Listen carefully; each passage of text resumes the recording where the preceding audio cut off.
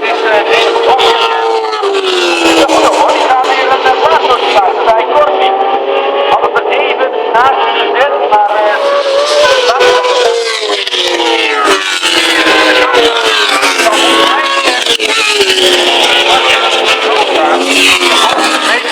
maar dan is in ieder geval Sam Lomeza niet zo snel van onder de indruk. Maar dat geldt natuurlijk ook voor een hele andere deelnemers in deze Moto 2-klasse. Vooraan 1,57 en een half, dus ja, echt natte tijden zeg maar.